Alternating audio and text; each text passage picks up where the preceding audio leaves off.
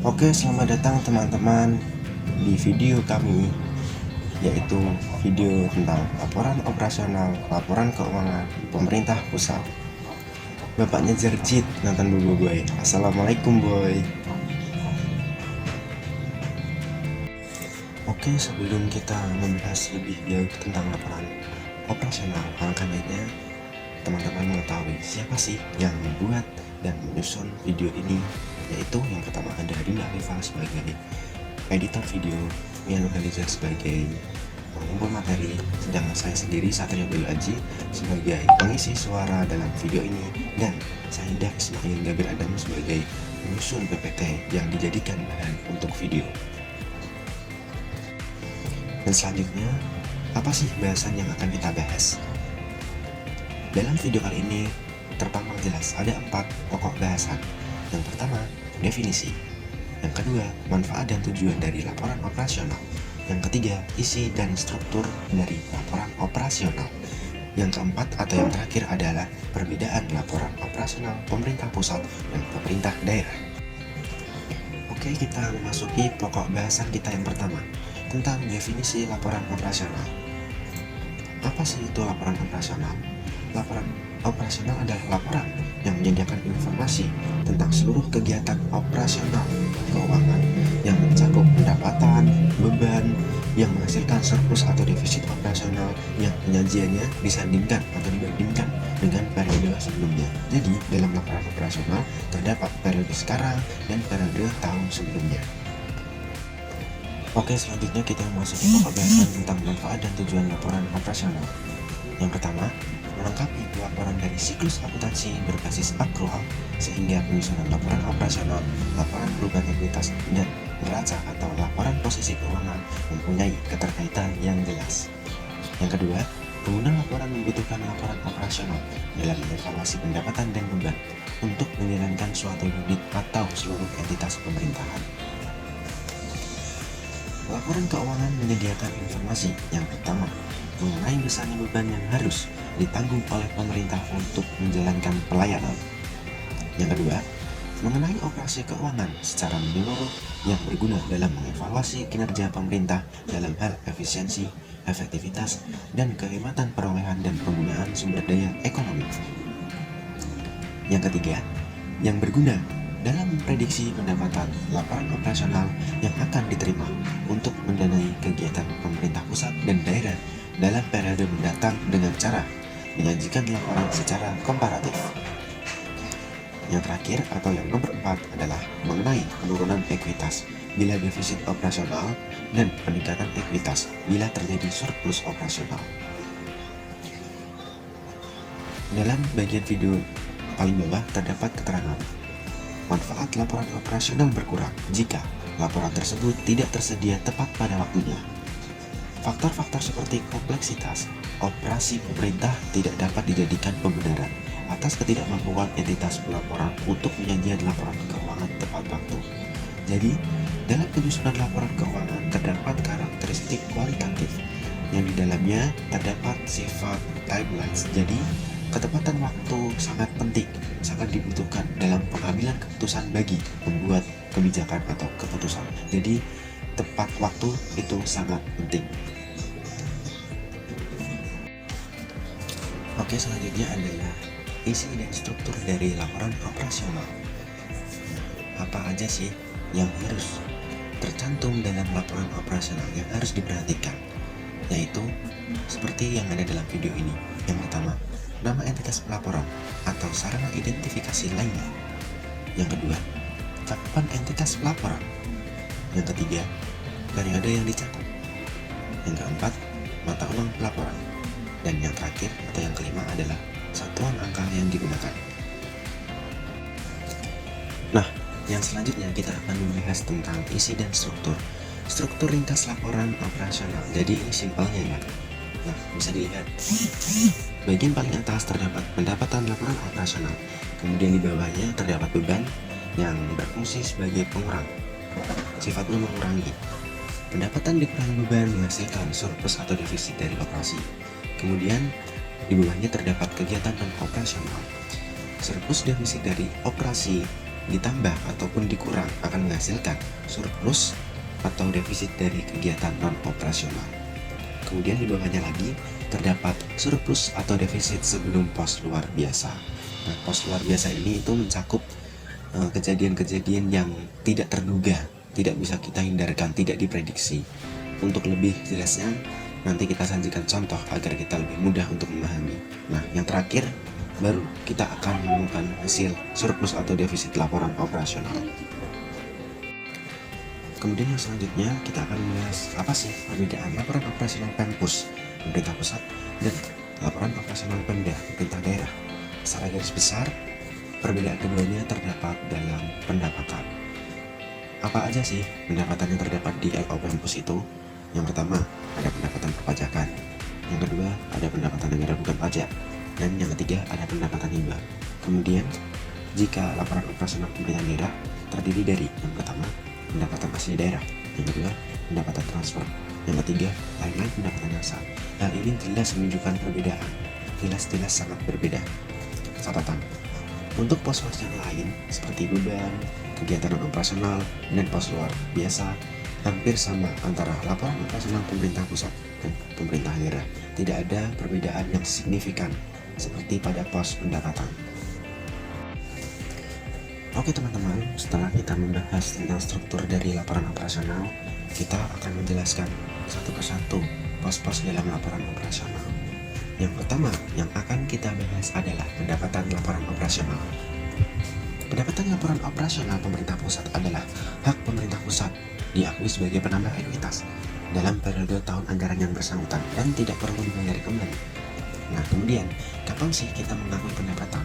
Kita mengakui pendapatan pada saat yang pertama, timbulnya hak untuk menagih pendapatan.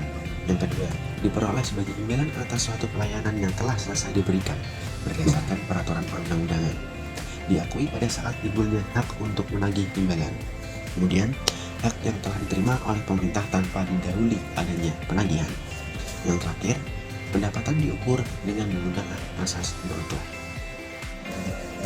Oke, yang selanjutnya akan kita bahas adalah beban. Apa sih itu beban? Kalau tadi pendapatan sebagai penambah ekuitas, berarti kalau beban sebagai pengurang ekuitas, karena pendapatan dan beban itu saling berlawanan. Langsung saja kita pada pengertian beban. Beban adalah penurunan manfaat ekonomi atau potensi jasa atau biaya yang timbul akibat transaksi tersebut dalam periode laporan, yang berdampak pada penurunan ekuitas, baik berupa pengeluaran, konsumsi aset, atau timbulnya kewajiban. Kemudian kapan sih atau pada saat apa sih kita itu mengakui beban? Yang pertama, terjadinya penurunan manfaat ekonomi atau jasa. Contohnya apa? Yang pertama itu ada pengisian piutang, penyusutan aset tetap, dan amortisasi aset tidak berwujud. Yang kedua, terjadinya konsumsi aset. Contohnya pembayaran gaji, pembayaran perjalanan dinas, pembayaran subsidi, dan penggunaan persediaan. Yang ketiga, timbulnya kewajiban. Contohnya, tagihan rekening telepon dan listrik. Oke, selanjutnya kita akan membahas mengenai surplus atau defisit. Surplus atau defisit dari kegiatan operasional. Kegiatan operasional berarti kegiatan yang sehari-hari terkait dengan operasi suatu perusahaan atau satuan kerja.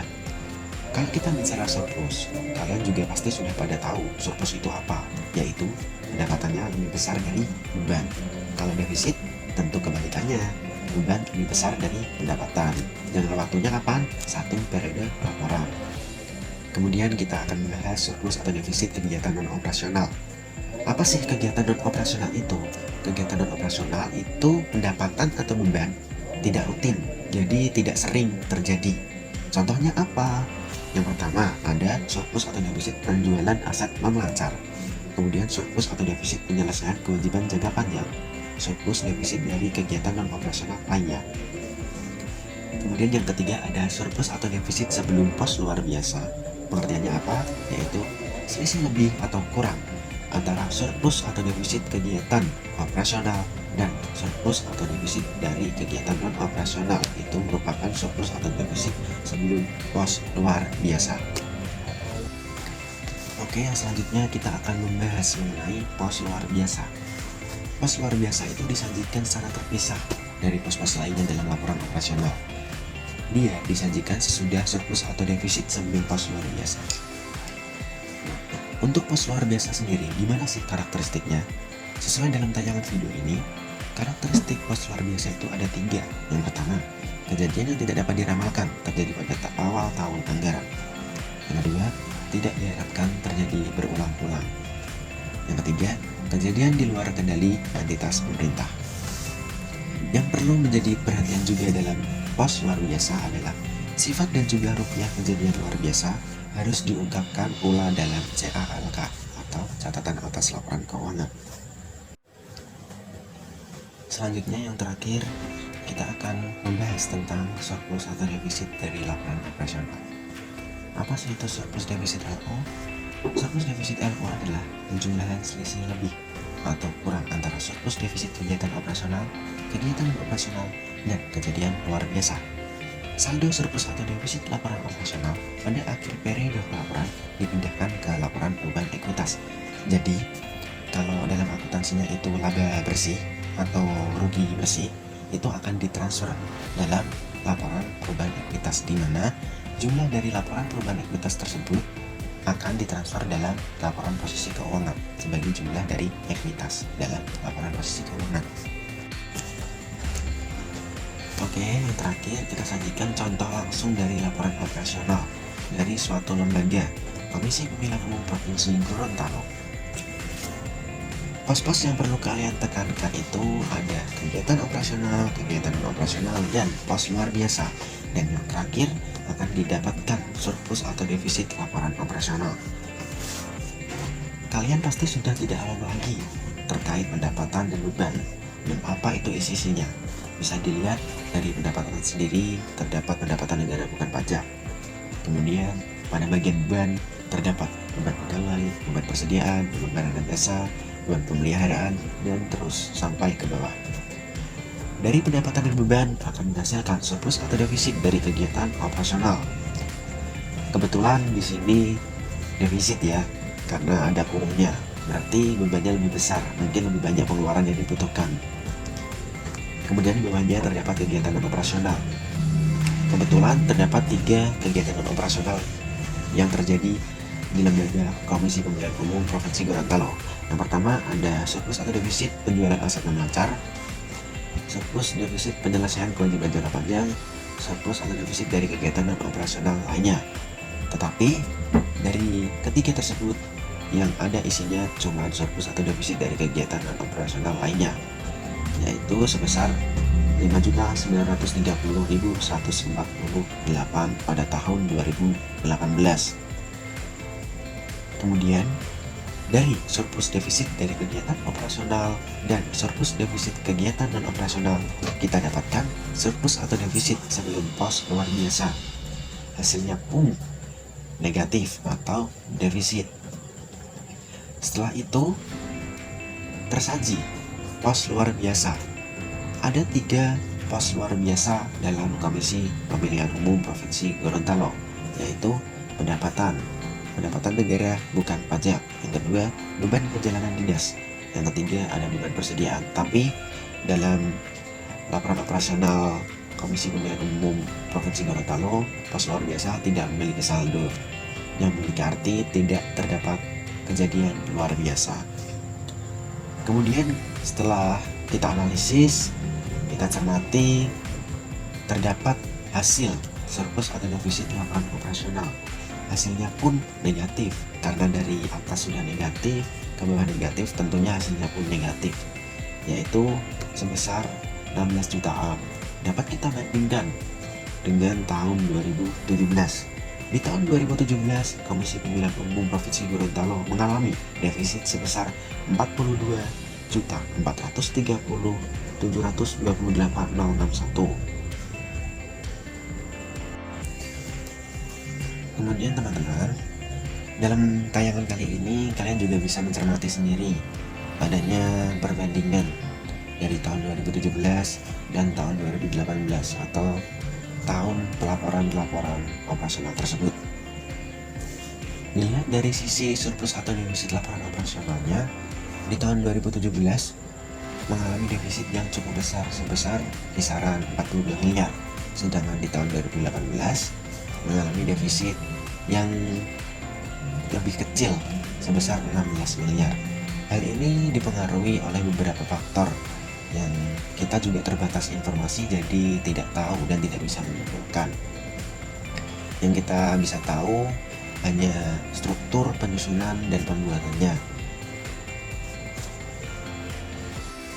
Oke teman-teman, itu video dari kami tentang laporan operasional. Semoga bisa membantu teman-teman dalam memahami apa itu laporan operasional dan semoga bermanfaat. Cukup sekian penjelasan dari kami. Apabila terdapat tutur kata yang kurang berkenan di hati teman-teman, kami mohon maaf yang sebesar-besarnya. Jangan lupa subscribe dan like video kami. Terima kasih. Wassalamualaikum warahmatullahi wabarakatuh.